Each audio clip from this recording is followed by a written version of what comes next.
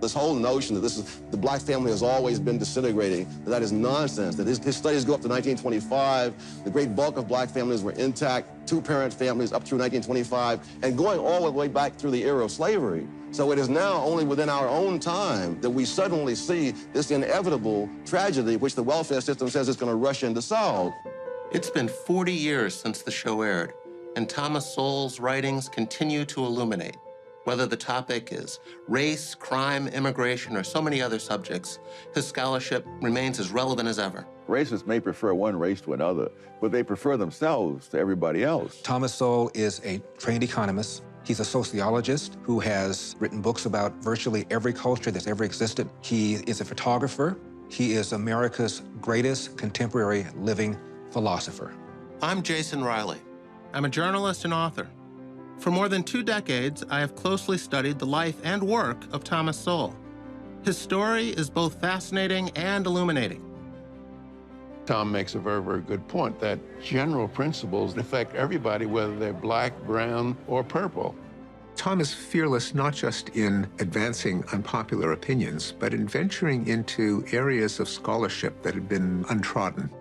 Tom Sowell is known for his views on economics, history, race, and politics.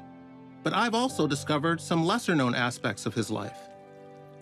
His research and his writings about late-talking children, and the fact that he is a highly regarded world-traveling photographer. Over the next hour, we'll examine the life and career of Dr. Thomas Sowell, how he rose from humble beginnings to attend and teach at some of the nation's leading institutions, and became one of our foremost social commentators.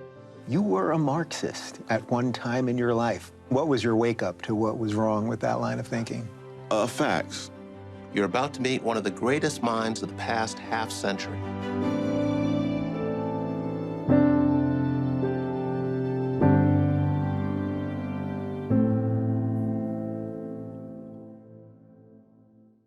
Funding for this program has been provided by L.E. Phillips Family Foundation, Robert and Marion Oster, the Lynd and Harry Bradley Foundation, Incorporated, DKT Liberty Project, the Charles and Ann Johnson Foundation, Chris and Melody Roofer. Well, because I was a Marxist at the time, and they were appalled. And I said, you know, they have very high intellectual standards, and I'm not going to find ideological soulmates. I was still a Marxist. I took a summer job in the government, intern in economics, and it was seeing the government from the inside that turned me around. The vision of the left, and I think many conservatives underestimate this, is really a more attractive vision in itself. The only reason for not believing in it is that it doesn't work. But you don't see that at the outset. If all you're looking at is just a theory. If the world were the way the left conceives it to be, it would be a better world than the way the right conceives it to be. It just happens that the world is not that way. For me, Thomas Sowell is that rarest of species, an honest intellectual. He spent a career putting truth above popularity. He's explored the answers to questions others were afraid to even ask. He's followed the facts where they lead and accepted the findings, however unpopular or politically incorrect. Thomas Sowell fervently stands by his well-researched beliefs, and he does not hesitate to let someone know if he thinks they're wrong. I've spent dozens of hours interviewing Tom, and hundreds more selecting stories he's told over the years to others, to help us understand what makes Thomas Sowell unique. Sowell's body of work is quite vast. It's covered everything from economics and history to culture, migration, and racial inequality. The main thing that he's done, in my opinion, is to cause people to rethink their assumptions about all sorts of things. Not just economics, but about race, about politics, about how we get along. Tom is absolutely fearless. I mean, he's forceful in his opinions. He will not compromise any of his opinions for the sake of social politeness. How do you take the measure of a man, especially if he's someone who's impacted our thinking about politics and economics for more than half a century? Do you do it through his deeds or influence? Or by what he says or writes? Perhaps Dr. Martin Luther King Jr. said it best. The ultimate measure of a man is not where he stands in moments of comfort and convenience, but where he stands at times of challenge and controversy. The media, the television and the print media, they've wised up. You can't argue with Tom, so you might as well hide what he's doing. And that's what they're doing. They're just ignoring what he's written because there's no way that they can argue with Tom Sowell. What distinguishes Thomas Sowell's scholarship? First, intellectual honesty, asking the right questions, gathering the relevant data, and following the facts to their logical conclusion, even if that conclusion turns out to be unpopular. Second, the importance of incentives and the reality of trade-offs in addressing our social problems. Third, the belief that a group's upward mobility derives primarily from its development of human capital. And finally, Sowell has an abiding respect for social processes and existing institutions and the role they play in decision-making. So where did Tom Sowell's ideas come from? What formed the foundation of a man who would go on to become one of the country's foremost public intellectuals? That story began 600 miles to the south of Midtown Manhattan, more than 8 decades ago.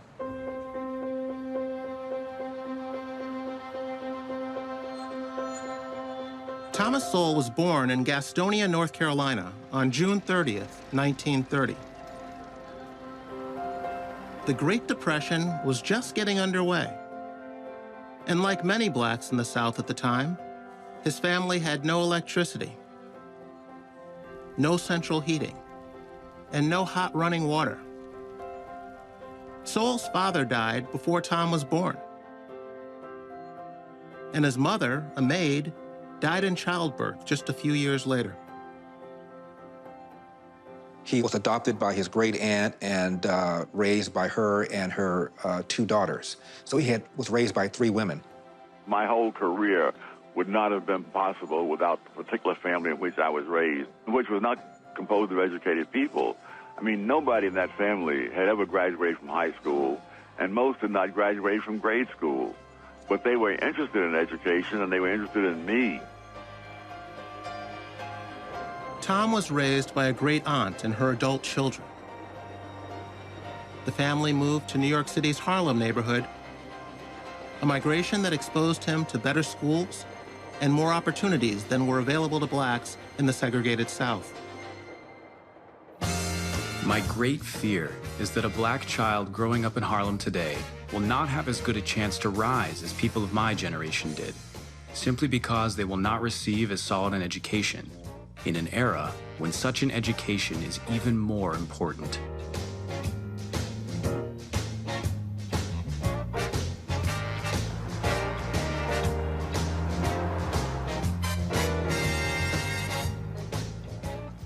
When Thomas Sowell was 8 years old, his family moved from North Carolina to New York City and settled here at 720 St. Nicholas Avenue in the neighborhood of Harlem. The building looks pretty much the same as it did more than 80 years ago when the Sowells moved in.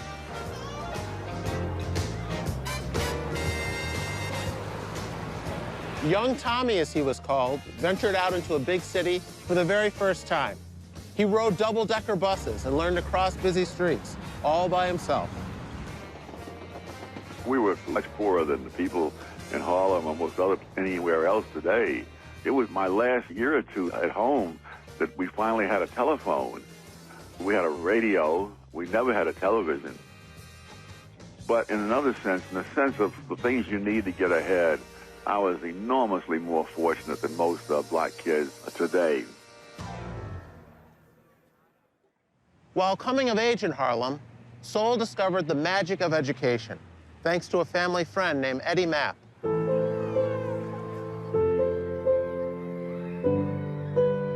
In Harlem, there was a kid named Eddie that members of the family had run into before I ever arrived from North Carolina.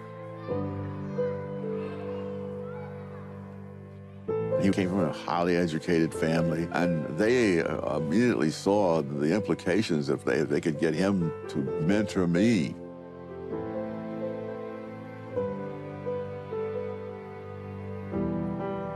Eddie brought Tom here to the Harlem Public Library, taught him how to find books that interested him, taught him how to check them out.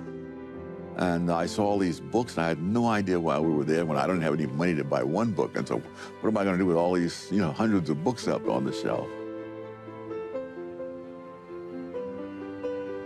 Crossing the threshold to this new world was the first step on a path young Tommy might not otherwise have taken. And he very patiently walked me through the whole thing. And again, I was very reluctant to take out a library card because I didn't know what all this is about. But he talked me into it. Then I borrowed a couple of books. And really, had I not encountered him, the entire rest of the story could not have been the way it was. I mean, at some point, I would have learned what a public library was. But by that point, it would be too late. When you start getting in the habit of reading when you're 8 years old, that's a different ballgame than if you have to wait till you're a teenager and it's too late now. Thanks to that same friend Eddie, a young Tom Sowell was pointed in the right direction regarding his schooling. The grade school he attended in Harlem was a good one. But when it came time for junior high school, the one in Tom's neighborhood was not so great. When I finished elementary school and they assigned me to a junior high school in a very bad neighborhood, he told me that you can get transferred. And I got transferred to a much better school. Had I gone to that other school, again, the story would have been entirely different. He would become a firm believer in allowing parents to choose the best school possible for their children, whether it be private schools, religious schools, or even the option that sparks intense debate among lawmakers and educators today, charter schools.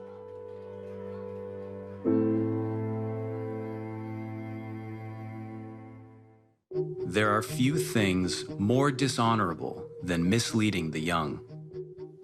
The abysmal quality of education available in the ghettos today is one that I really don't think the worst possible private school could match. 40 years ago, I received a far better education in Harlem than the people who are living in Harlem today have available to them.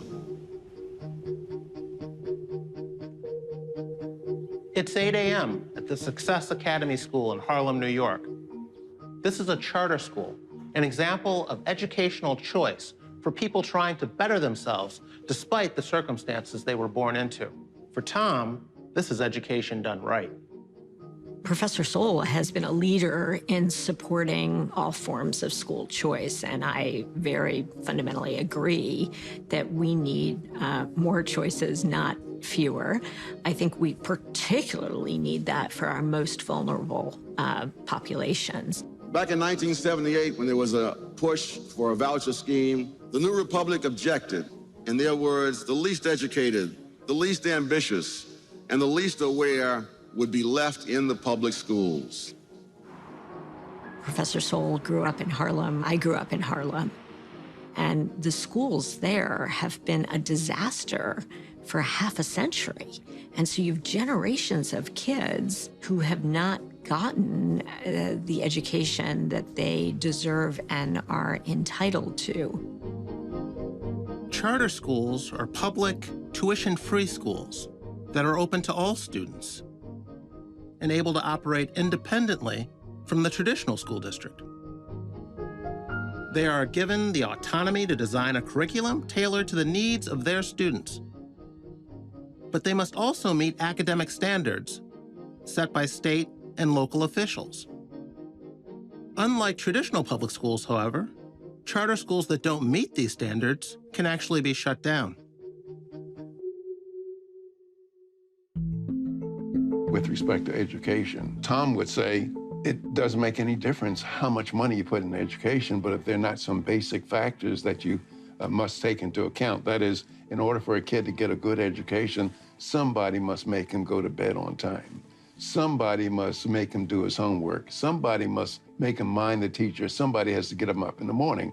And if those things are not done, I don't care how much money you put into education, you're not going to get very good results. And that is precisely what we see. For decades, Sowell has been a strong supporter of charters and other education options for families trapped in underperforming schools.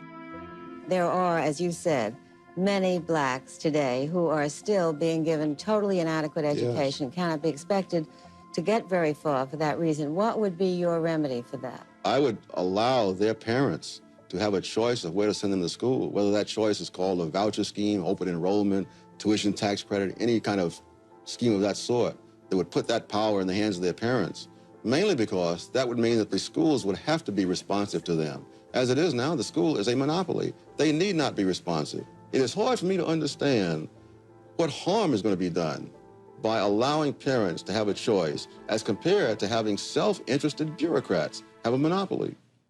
The things that they thought were going to help did not help, and in many cases, made things much worse. Thomas Sowell is a very private person. Despite having so much of his work put before the public, he's reluctant to give interviews and has been known to make journalists wait years before sitting down to talk about his life and work. But a colleague of mine took the time to get Tom to appear on his show. I'm Dave Rubin. I'm the host of The Rubin Report. That's right back behind me here in my home. I do a long-form interview show. Everybody was saying, you've got to talk to Thomas Sowell. You've got to talk to Thomas Sowell. And we tried for about 3 or 4 years to hunt him down. And finally, we were able to interview him. One of the things that I found out that was sort of amazing about your history, you briefly mentioned it right before we started. You were a Marxist at one time in your life. Most people will find this hard to believe, but it is true. But it's not that unusual. Most of the leading conservative thinkers of our time did not start off as conservative. You had a couple like Bill Buckley and George Will. But I mean, Milton Friedman was a liberal and a Keynesian. Ronald Reagan was so far left, at one point the FBI was following him. Do you remember sort of what you were thinking, what appealed to you at that time about Marxism? Yes, I mean, there was no alternative being discussed. I treated my interview with him as Thomas Sowell 101. I wanted it to be for the new generation of young people who watch YouTube, who listen to podcasts. My first job was as a Western Union messenger. So I would take the Fifth Avenue bus. It would go all the way up Fifth Avenue, past all these Lord and Taylor and all these fancy places. And then I would cross 57th Street, down Riverside Drive. And then as I came across this long viaduct that turned into 135th Street, suddenly there were the tenements. And I wondered, why is this? It's so different.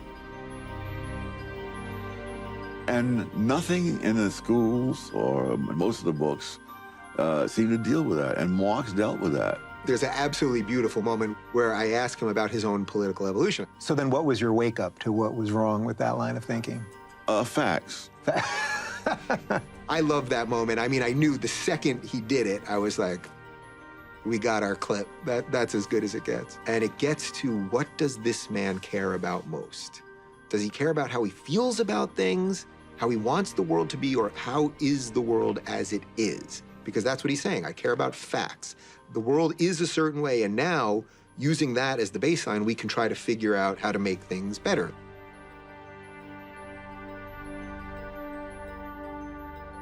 Drafted in 1951, Tom joined the Marines, where he taught pistol shooting and took photographs.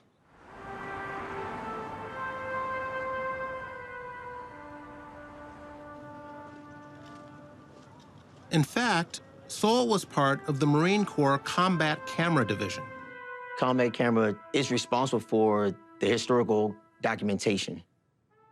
It may not necessarily make it out to the local paper, but somewhere down the line, someone might be able to pull up an image and say, okay, this happened during this time frame. The imagery is used as good reference to anything we may need in the future or something that's happening right now.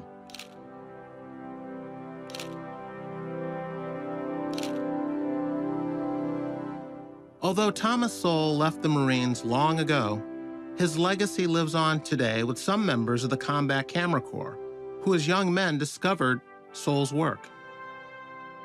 When I was a young person, I used to like to stay home from school occasionally, like to play hooky or pretend I was sick and stay home. But unlike most kids who'd, cut class and do whatever, I would watch videos of Thomas Sowell on Milton Friedman's show, Free to Choose, and he would just wipe the floor with people from the other side of the aisle that didn't seem like know what they were talking about. These were very smart people, but Thomas Sowell was so much smarter and so much more intelligent and so much more articulate that he would just make them seem like bumbling idiots, and I just thought that was awesome. When the private sector fails to create jobs at a fast enough rate, you find that people are unemployed and drift into needing help. I think it is overly broad to say that we turn people into helpless children. I don't remember talking to anyone who's ever been on welfare who didn't think they were being treated like children while they were on it.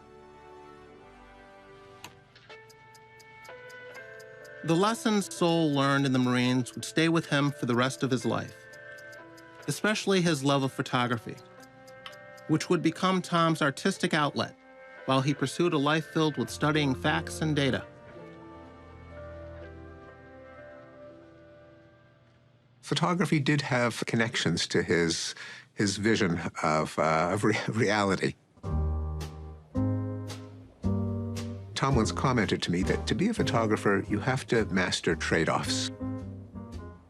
All of the little adjustments that you fiddle with in the camera never involve making everything better or everything worse. It's a matter of trading one thing off for another. If you close down the diaphragm, then you get lots and lots of stuff in focus near to far. On the other hand, you're cutting down the amount of light. And a theme in Tom's work on society is that all policies involve trade-offs, and Tom often loses patience at people with sweeping visions. Here's how we can improve society. Here's a solution to a problem. And Tom points out in his political writings, there are no solutions, there are only trade-offs. Just like photography.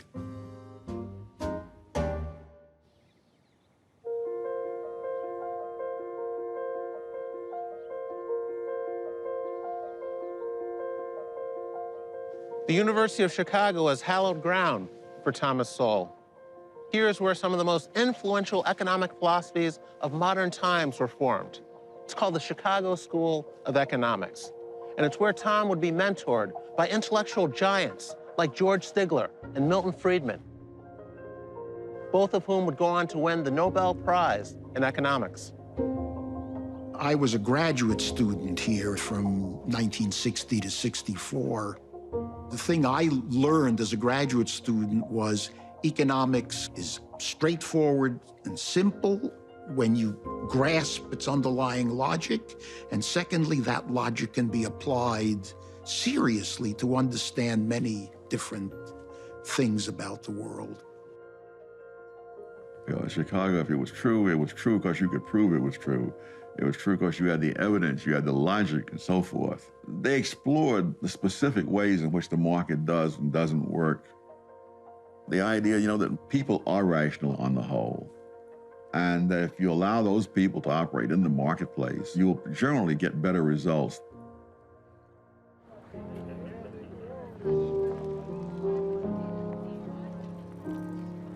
The Chicago School of Economics is where Tom says he understood the importance of discipline and the importance of getting hard data. In fact, he talks more positively about his experience at University of Chicago than at Harvard, where he says a lot of people, in his opinion, went on emotion. Tom was a Marxist when he took a course with Milton Friedman, and at the end of the course, he remained a Marxist.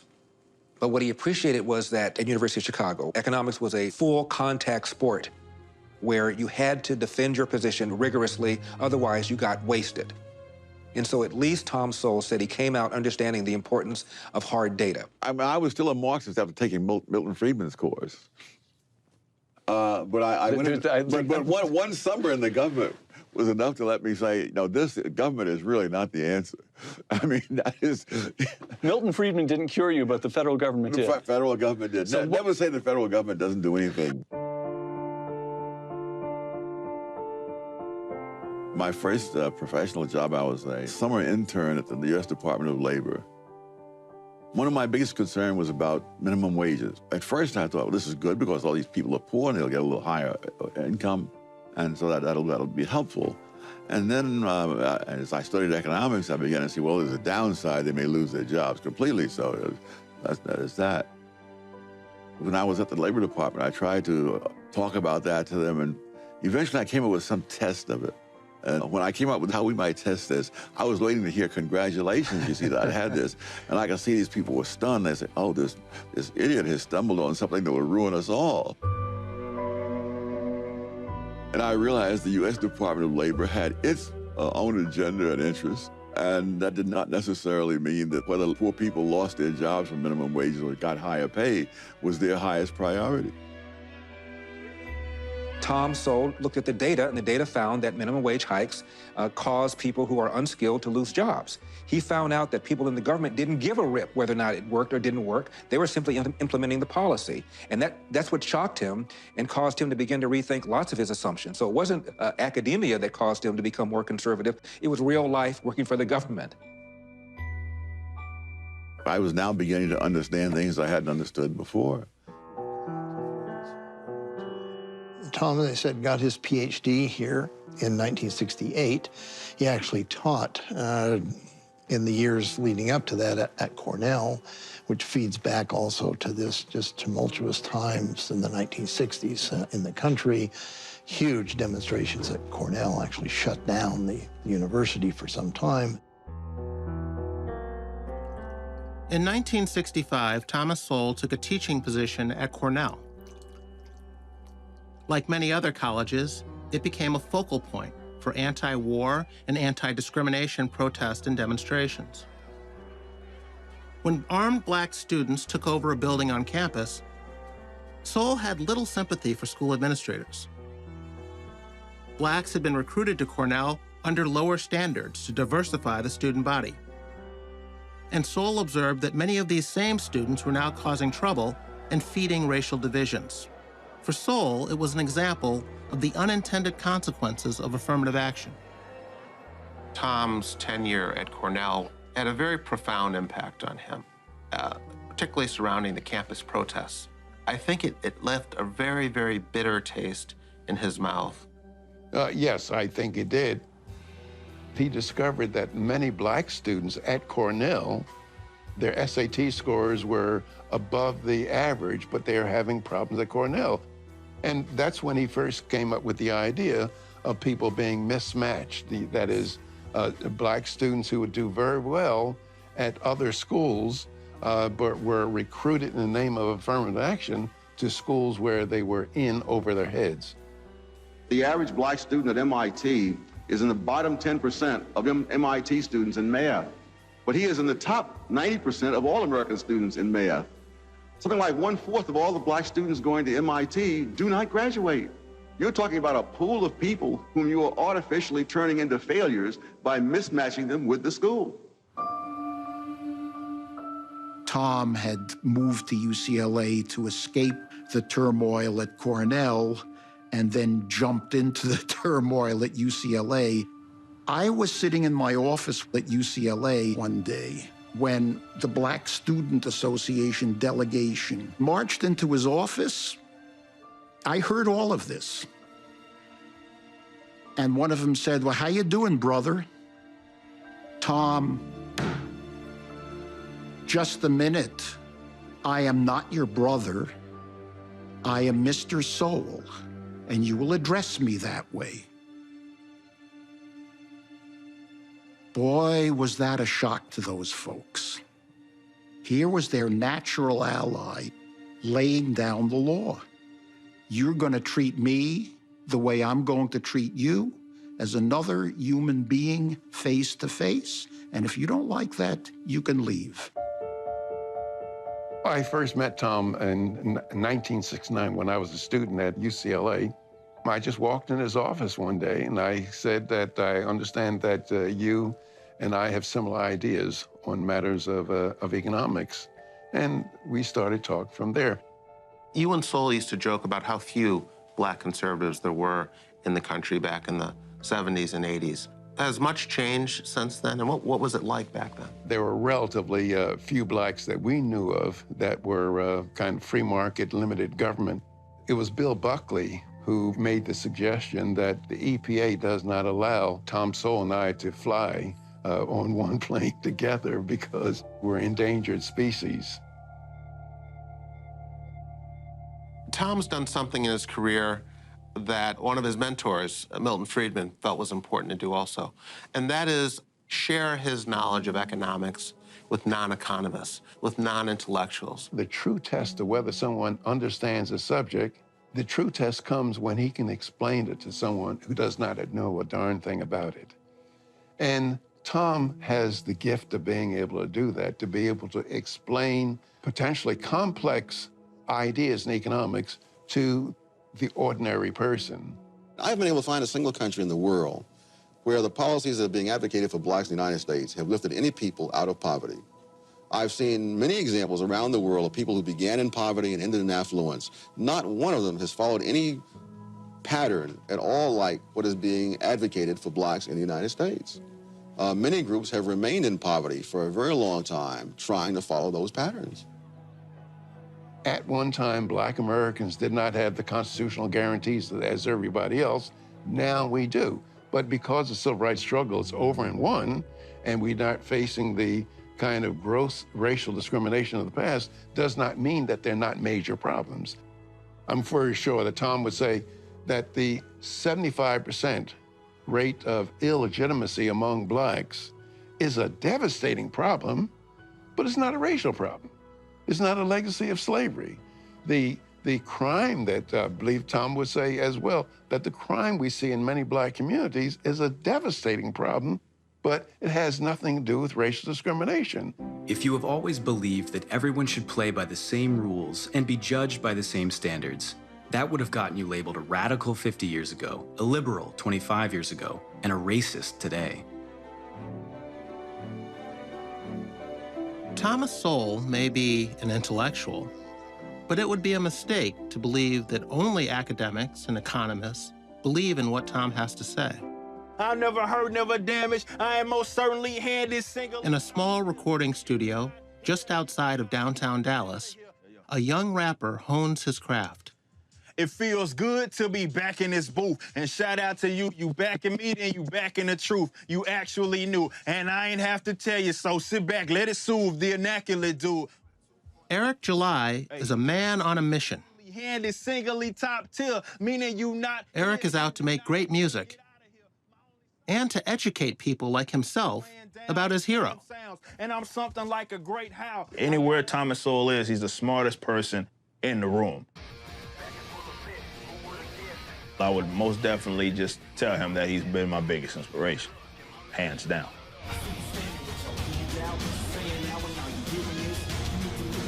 Eric fronts the rap metal band Backwards and uses his music to get a message across with politically charged lyrics, many of them inspired by Thomas Sowell.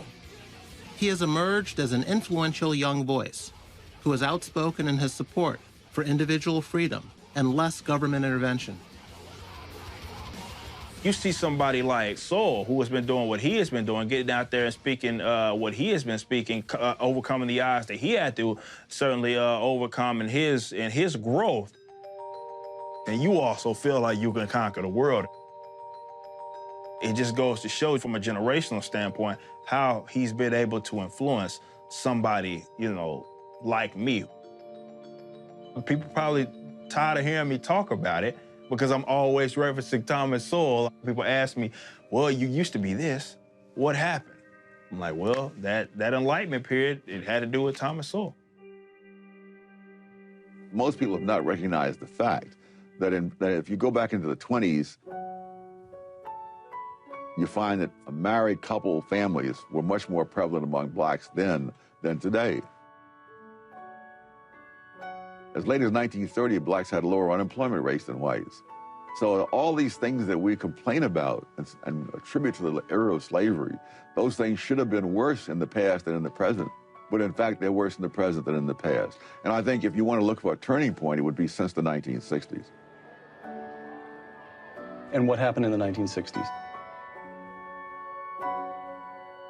You began to have not only the welfare state, you began to have the mindset that goes with the welfare state, so that there was no stigma any longer attached, for example, to being on relief or welfare. Those topics of welfareism and how they have affected black communities and black families, it's tough. It's a hard pill to swallow. Just how welfareism does incentivize people to fail. It's the state saying that so as long as you fail, you'll get this money. You'll get this money, we'll take care of you, housing, whatever you need. But the minute you get above this line, the minute you see this amount of success, we're gonna strip it all away from you.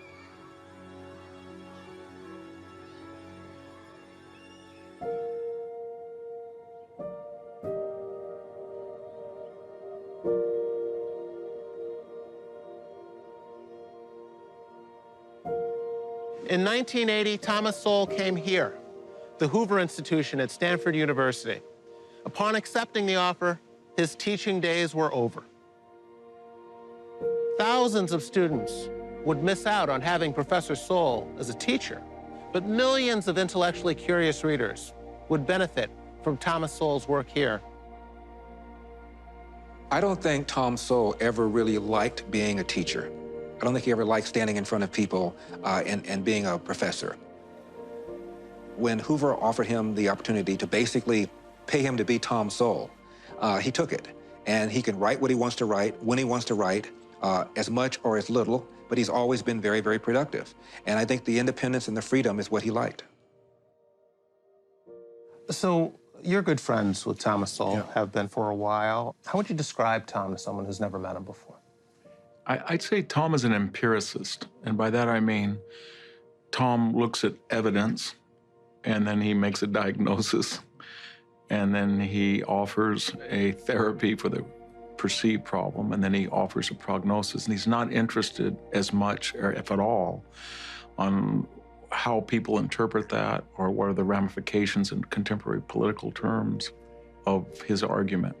You point out that depending on where you come from in a foreign country also makes a considerable difference because you carry your ethos on your back, don't you? Yes, that if you look at the Chinese who came to the United States, let's say before World War II, a very large percentage of those came from one district in one province in southern China. The people who've come in since World War II have largely not come from that same area. They've come in with a different set of experiences and backgrounds and values. Many of them are the poverty-stricken Chinese that you see in the Chinatowns of New York and San Francisco, working the very long hours, getting the very low pay, living in the slums, packed into the rooms, several people to a room and so on. Again, it would be hard to make the argument that this is simply a matter of the way the American employer sees it. The American employer is probably totally unaware that there are two different kinds of Chinese. It's only the people who work with the data who make those separations. It takes considerable knowledge just to realize the extent of your own ignorance. Thomas Sowell may be an academic by training, but he is not one to rely solely on books. To gather material for his extensive writings on culture and migrations, for example, he became a boots-on-the-ground researcher who traveled the world. As an amateur photographer, he often documented these trips through the lens of his camera.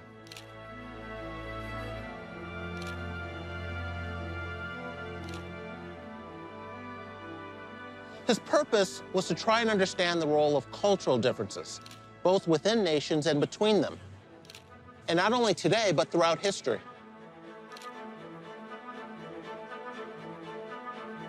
Sowell's travels led to pioneering studies and several books that detail the cultural patterns and development of different groups around the world. He went around the world and analyzed virtually every culture, present and past, to find out their strengths and weaknesses, why some survived, why some perished. One of Tom's discoveries was that much about the fate of different human civilizations and cultures can be explained ultimately by their geography. Too often, the influence of geography on wealth is thought of narrowly in terms of natural resources that translate directly into wealth, such as oil in the Middle East or gold in South Africa. But important as such differences are, geography influences even more profound cultural differences among the peoples themselves. Why did Europe conquer Africa instead of vice versa? Well, there are a number of ways in which civilizations become complex, primarily through the aggregation and exchange of ideas. Sophisticated cultures are ones that sit in the middle of a catchment area where innovations from other cultures can be aggregated in kind of greatest hits collections. And so geography that allows movement of people and ideas with rivers, with highways, intersections of highways, port cities tend to become more culturally sophisticated.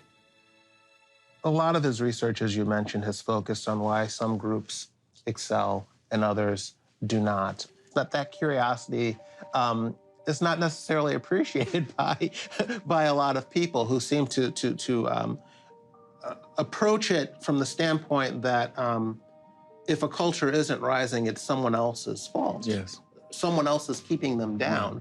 Or, if America is up here, it is at the expense of this group or this country or this region.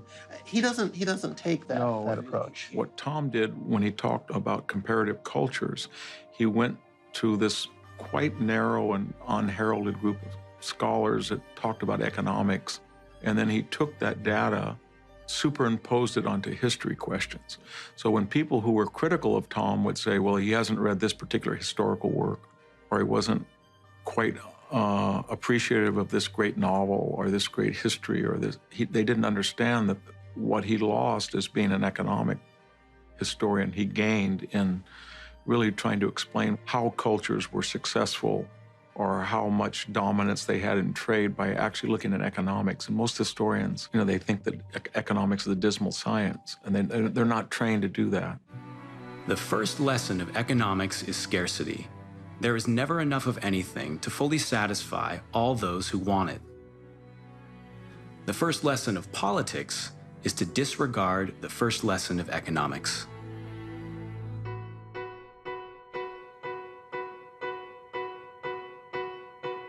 I wanted to explore how Sowell's concepts on free markets have influenced business leaders today. A perfect example can be found in Salt Lake City, Utah, at Overstock.com, one of the most successful online retailers in the world. Aaron Hunsaker, an Overstock employee, has been heavily influenced by Thomas Sowell's ideas. He credits much of its success to the free market economic principles championed by Thomas Sowell. I discovered Thomas Sowell like every good thinker discovers things in the modern day on YouTube. I was watching a Milton Friedman video and I see Thomas Sowell speaking with Milton Friedman. And I was like, wow, this guy is really, really smart. And he gave a real rigorous, as rigorous as you could be on TV, but a real rigorous answer to a question. I really appreciated that. And I just kind of went down the YouTube wormhole with Thomas Sowell. And then I saw that he'd written 10 or 1,000 books or something like that. He has tons of books. And I just started to explore him. And the more I explored Thomas Sowell, he talked a lot about incentives in institutions, government institutions. I come from kind of a punk rock hardcore background, and I had an incentive to be more left and angry because it makes better music. You don't hear a whole lot of music about, oh, well, if I work really hard and we base it off meritocracy, things will be great. But upon kind of digging into Thomas Sowell's thought process, I realized that it's far more punk rock to base things off of individual freedoms and thought. I see him as someone who has constantly strived to be consistent. And to those that want to be consistent, you have to study geography, you have to study history, you have to study political philosophy, you have to study journalism, you have to study all of these subjects as a whole and see how you can put together a view that makes them consistent with each other. That's why I think Thomas Sowell is so well-versed and such a Renaissance man. I grew up in an era when people, particularly blacks, were a lot poorer than today, faced a lot more discrimination than today, and in which the teenage pregnancy rate was a lot lower than today. I don't believe there is a predestined amount of teenage pregnancy, a predestined amount of husband desertion. Gutman has done a study of the black family showing that this whole notion that the black family has always been disintegrating, that is nonsense. Some things are believed because they are demonstrably true, but many other things are believed simply because they have been asserted repeatedly. In the 1990s, Sowell took up a new area of research, the phenomenon of late-talking children. For Tom, it was personal. I met Tom Sowell through language. I am a cognitive scientist. I study language. I wrote a book on language. And I got a letter out of the blue from Professor Sowell. His son was a late talker, but contrary to some of the diagnoses that he got from so-called experts, he didn't believe that his son was retarded or autistic, just that his language was late in developing. He just did not talk. This meshed with my own understanding of the relationship between language and thought, namely, they're not the same thing. So I wrote to Tom saying, your intuition about your son is consistent with my understanding.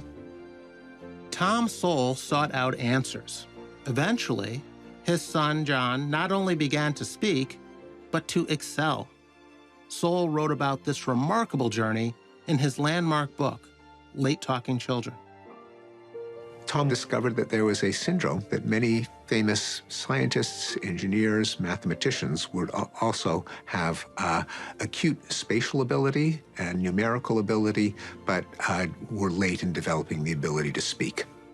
One of those impacted was Los Angeles-based writer Jennifer Van Laar, whose own young son, Sam, wasn't talking at all. When Sam was about 18 months old, he wasn't really talking. He just babbling, no word that we could make out to be an English word. So I started looking online and saw Late Talking Children and then Dr. Thomas Sowell and said, oh, I definitely want to read what he has to say because I respect him as an intellectual. I had already noticed in Sam that he would build different block towers with different patterns repeating over and over. He would have movies that he just loved watching over and over, and one of them was Charlotte's Web, and another one was Shrek. And so I would come and find ABC blocks on the floor or on the refrigerator, spelling out, and even write out Lucasfilm, which is pretty big for a 3-year-old to be able to do. So the fact that Sowell's book talked about bright children, I thought, I don't think he's dumb. Let's look into this. So I went to go see Dr. Camarada to get an evaluation. And they gave us a full plan of what we could do to help him to be able to acquire language and be successful in school. When Sam started piano and he had been so advanced in that first year, at the end of the year, they had a recital, and he still wasn't talking in more than one sentence, maybe 2, but he got up and he introduced his piece, and it was Twinkle, Twinkle, Little Star. It made me cry.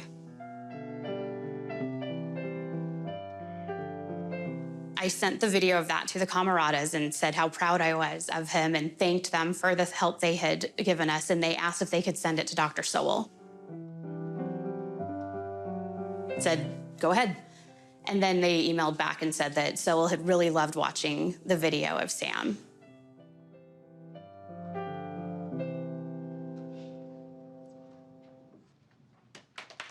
Just the fact that he would care about this 5-year-old said a lot to me about who he sees himself as. The course of history is determined by what people do with their opportunities.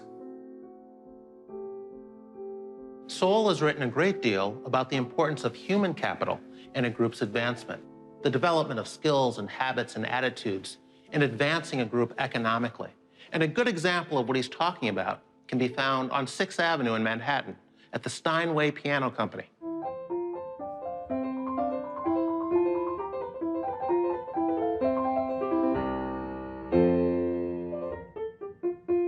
President and CEO Ron Losby explains how the history of Steinway aligns with Thomas Sowell's theories. We still follow the tenet that Heinrich Engelhard Steinweg started the company with, and that is to build the best piano possible. They were living in Ziesen in the Harz Mountain area of northern Germany. At that time, there was a lot of political upheaval in Germany, and they had the guild system. I think you would call it the apprentice system today, and it had really strict rules. And Heinrich was just so full of ideas on how to build the best piano that he possibly could that he was impatient, and he didn't want to wait until he had graduated from this system. On his own, Heinrich created a few pianos. And while they were favorably received, the economic restrictions in Germany at the time made him realize that if he was to succeed, he would have to take his skills elsewhere. It gave him the impetus to come to the New World, New York City, where there was less restriction, there was less, regulation. Heinrich changed the family's last name to the more American-sounding Steinway.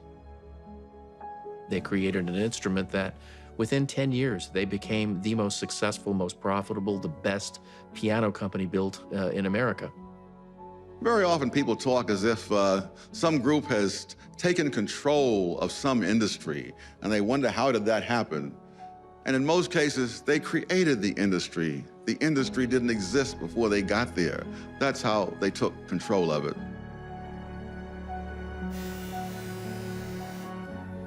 Heinrich's decision to relocate to America is a good example of one of Thomas Sowell's core beliefs: that individuals carry with them their skills, no matter where they go, and can succeed if permitted to do so without cumbersome government regulations.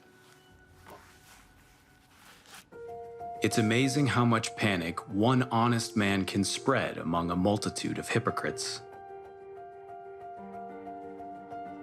Listen to this list. The Thomas Sowell Reader, 2011. Intellectuals and Race, 2013. A new edition of your classic work, Basic Economics, in 2014. Wealth, Poverty, and Politics, 2015. And now, 2018, Discrimination and Disparities. And do you know what I just did? I just listed the books you've published since turning 80.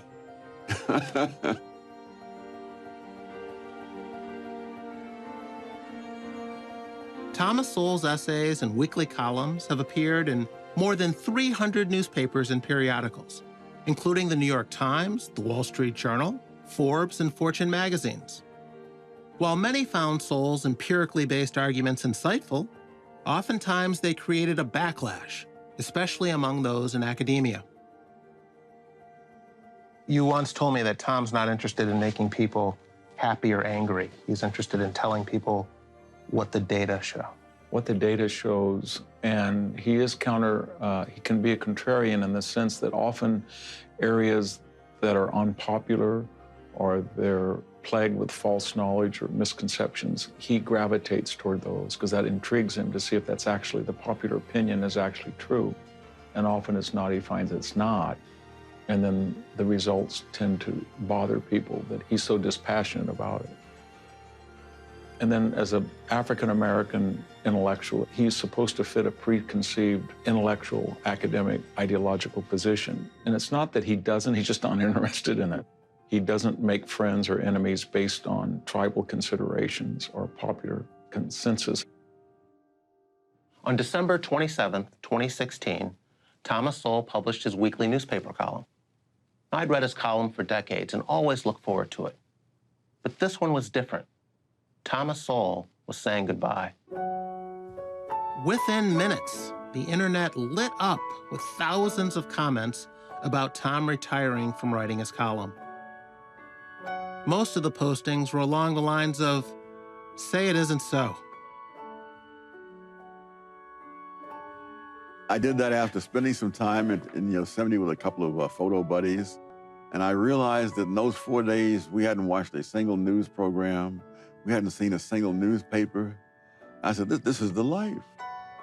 I don't need to be watching because most of the foolish things that are said on these programs were said 20 and 30 and 40 years ago and refuted 20 and 30 and 40 years ago. By you, quite often. But you're happier when you're not reading the news. Absolutely. But at the same time, you're also happier when you're working on a book. Yes, when I can go out there and get the hard data and find out what's really happening. In dozens of books and numerous television appearances and thousands of columns, Sowell has championed his philosophy of free markets and personal responsibility while weathering the storms of challenge and controversy. Sowell has spent his adult life proudly sharing his political and economic beliefs. For some, he's a clear thinker full of common sense. Others say he lacks empathy. What no one can doubt is the courage of this maverick intellectual. If you could offer one sentence of counsel to some sophomore or junior who's watching this today. It's not over till it's over, as Yogi Berra said. And I would say to this young person, if we, through some miracle, get through this, please take to heart the lesson of what happens when you vote on the basis of rhetoric and symbolism and instead of using your mind. It doesn't matter how smart you are unless you stop and think. In your early days at Harvard, you were either going to make it or not going to make it, and you shut yourself up and made yourself make it. Many people, in trying to insulate young people from adversity, insulate them from the things that give them strength.